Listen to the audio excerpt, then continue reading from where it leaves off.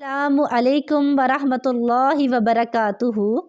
अस्सलातु वस्सलामु अलैका या रसूलल्लाह व अला आलिका व सहाबिका या हबीबल्लाह। व्यूअर्स, वहम या वसवसे क्या हैं और ये क्यों आते हैं और इनका इलाज कैसे मुमकिन है? आइए सक्सेसफुल वे में इन सब का जायज़ा लेते हैं। वसवसे या वहम वो फजूल ख्यालात और सोचें हैं जो शैतान की तरफ से इंसानी दिलो दिमाग में आती हैं। बसा औक़ात तो अल्लाह और उसके रसूल के बारे में ऐसे ख्यालात आते हैं कि इंसान ख़ुद को काफिर तसव्वुर करने लग जाता है, नाऊज़ु बिल्लाह।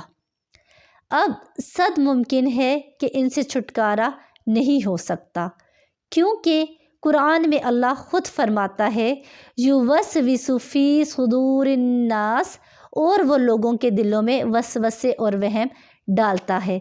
यानी कि शैतान इंसान के दिल और दिमाग में वसवसे और वहम डालता है, लेकिन वो जबरन इन पर अमल नहीं करा सकता। अब अगर हम ये देखें वसवसे और वहम का किसी इंसान की ज़िंदगी में कितना दखल है, तो उसकी ज़िंदगी में इस्लाम का इम्प्लीमेंट देखना पड़ेगा।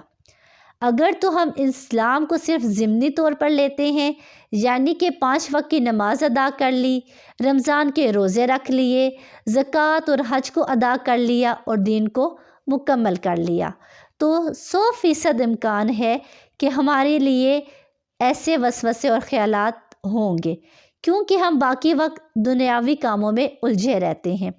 अब ख़वातीन ही को ले लें, वो हर वक्त ख़ुद को घरेलू काम में उलझा रखती हैं, और जब वो नमाज पे खड़ी होती हैं तो उनके जहन और दिल में यही आता है कि मैंने फ़लाँ काम करना है या मेरा फ़लाँ काम रह गया है।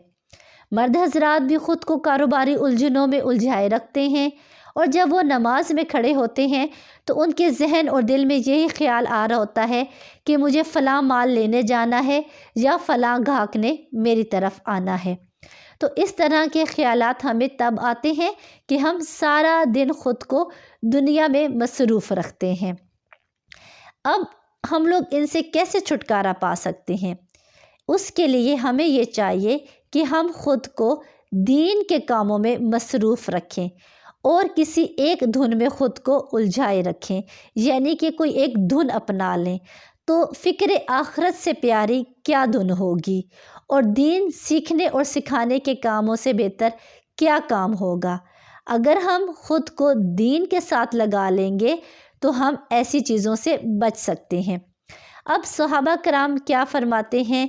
एक मर्तबा सहाबा कराम हुज़ूर अलैहिस्सलातु वस्सलाम के पास गए और कहने लगे कि ए प्यारे नबी, कभी कभार हमें ऐसे ख्यालात आते हैं कि उनको ज़ुबान पर लाने से बेहतर हम ये समझते हैं कि हम आग में चले जाएं या फिर आसमान से कूद जाएं। हुज़ूर अलैहिस्सलातु वस्सलाम ने फरमाया, क्या तुम्हें वाकई ऐसे ख्यालात आते हैं? फरमाया, जी हाँ। तो हुज़ूर अलैहिस्सलातु वस्सलाम ने फरमाया, ये तो ऐन ईमान की निशानी है, यानी कि वसवसे और वहम साहिब ईमान लोगों को भी आते हैं, लेकिन वो इनसे जो है काबू पा लेते हैं, क्योंकि वो अल्लाह की याद को अपने दिल में बसा लेते हैं और फ़िक्र आखिरत को अपना लेते हैं। अब हम लोग इनसे कैसे छुटकारा पा सकते हैं?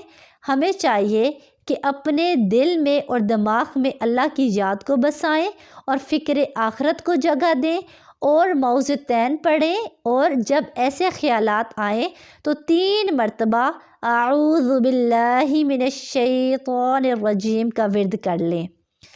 अब वहम और वसवसे आम तौर पर हम जैसे इंसानों को कैसे आते हैं, इसके बारे में अल्लाह रब्बुल इज़्ज़त कुरान पाक में सूरह ज़ुख़रफ़ की आयत नंबर 36 में फरमाते हैं, और वो जो अल्लाह की याद से गाफिल हो जाते हैं तो हम उनके लिए एक शैतान मुतय्यन कर देते हैं और फिर वो उनका साथी होता है।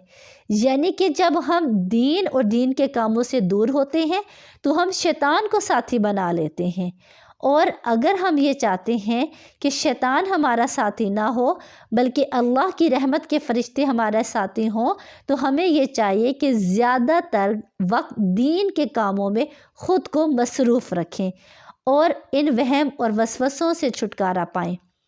لیکن ان وہم اور وسوسوں کی وجہ سے کوئی کافر نہیں ہوتا یا کوئی دین ایمان سے خارج نہیں ہوتا، کیونکہ یہ ایک ایماندار یا ایمان کی نشانی ہے کہ اس کو شیطان گھیرنے کی کوشش کرتا ہے۔